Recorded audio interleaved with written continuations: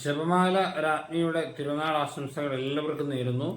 വിശുദ്ധ John Paul രണ്ടാമൻ മാർപ്പാപ്പ ഒരിക്കൽ ഇങ്ങനെ പറഞ്ഞു, ജപമാല ചൊല്ലിത്തുടങ്ങുമ്പോൾ നിങ്ങൾ പരിശുദ്ധ അമ്മയുടെ കൈ പിടിക്കുന്നു, പക്ഷെ ജപമാല ചൊല്ലിത്തീരുമ്പോൾ അമ്മ നമ്മുടെ കൈ പിടിക്കുന്നു.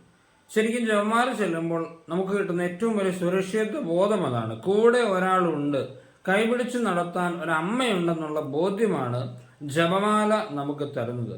വിശുദ്ധ ജോൺ മരിയ വിയാനി ഒരിക്കൽ പറഞ്ഞിട്ടുണ്ട്, ക്രിസ്ത്യാനികളെ ജപമാല കയ്യിലെടുക്കുവിൻ, കാരണം ഒരു ക്രിസ്ത്യാനി എപ്പോഴും ആയുധധാരിയാവണം. ഇതാണ് നമ്മുടെ ആയുധം, ജപമാലയാണ് നമ്മുടെ ആയുധം. സാധാരണ യുദ്ധത്തിൽ ആത്മീയവും ഭൗതികവുമായ അനുഗ്രഹങ്ങൾ കിട്ടാനുള്ള ഏറ്റവും നല്ല വഴി പരിശുദ്ധ അമ്മയുടെ ജപമാല കയ്യിലെടുക്കുക എന്നുള്ളതാണ്. തുർക്കി സാമ്രാജ്യവുമായി സഭ നടത്തിയ യുദ്ധത്തിന്റെ വിജയത്തിന്റെ ആഘോഷമായാണ് ജപമാല രാജ്ഞിയുടെ തിരുനാൾ സഭ ആചരിക്കുന്നത്. നമുക്ക് തിന്മയ്ക്കെതിരെയുള്ള യുദ്ധത്തിൽ ജപമാല കയ്യിലെടുക്കാം. ഈശോ അനുഗ്രഹിക്കട്ടെ.